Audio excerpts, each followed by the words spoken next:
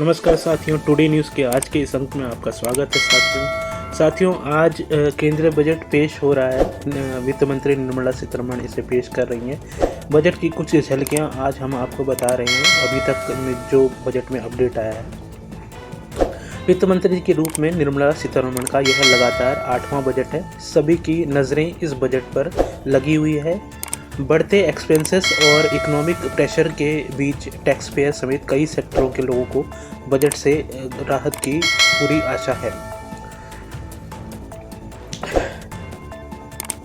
निर्मला सीतारमण वित्त मंत्री के रूप में संसद में लगातार 8वीं बार बजट प्रस्तुत कर रही हैं। आज के बजट में आम आदमी को राहत मिलने की उम्मीद है। वित्त मंत्री ने कहा कि प्राइम मिनिस्टर धन धान्य योजना का विस्तार होगा।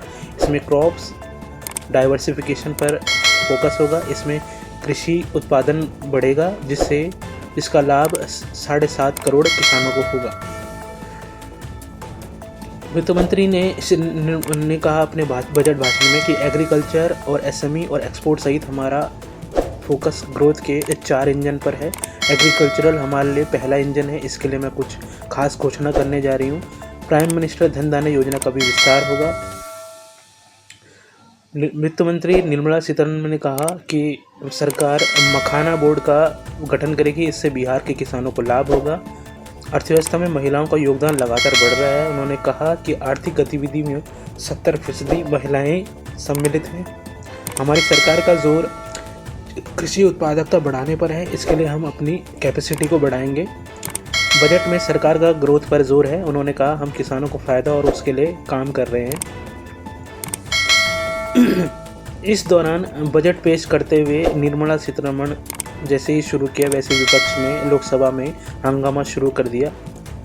और अब हम यह भी देखा है कि चैम्बर ऑफ कॉमर्स का इस पर क्या कहना है। PhD chamber of commerce and industry के अध्यक्ष हेमंत जैन ने कहा कि पिछले कुछ सालों में विकास दर में गिरावट आई है। हमें यह कंफर्म करने की ज़रूरत है कि विकास दर बढ़े। यह लोगों के हाथों में अधिक पैसा देकर और व्यापार करने में आसानी बढ़ाकर ही सरल होगा। हमें पूरी आशा है कि मिडिल क्लास के पक्ष में आयकर में सुधार किया जाएगा।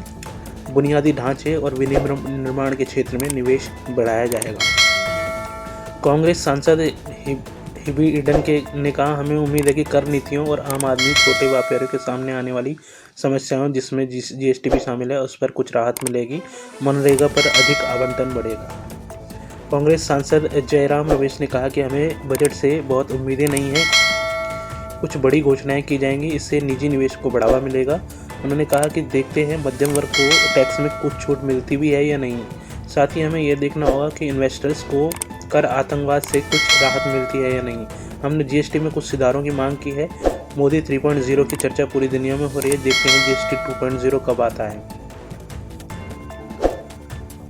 पीएम मोदी संसद पहुंच चुके। बजट पर केंद्रीय कैबिनेट की बैठक जारी है। मोदी कैबिनेट से बजट को पूरी तरह से मंजूरी मिल गई है।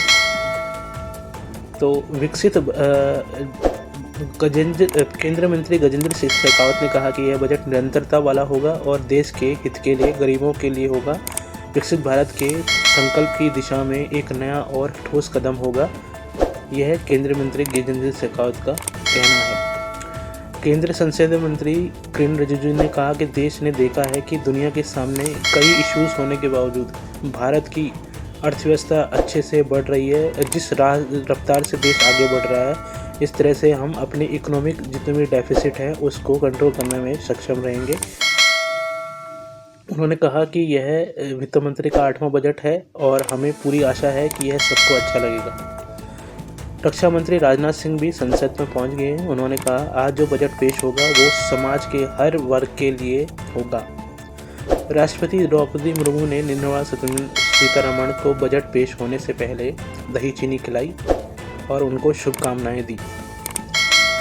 दोस्तों अभी तक का बजट पे तो यही अपडेट है। आगे जो भी अपडेट आता रहेगा हम आपको देते रहेंगे। कृपया करके हमारे YouTube चैनल को सब्सक्राइब कीजिए और इस पर आपकी क्या राय है कृपया करके कमेंट कीजिए, लाइक कीजिए, शेयर कीजिए। और हाँ दोस्तों, हमेशा खुश रहिए। जय हिंद, वंदे मातरम, जय भारत।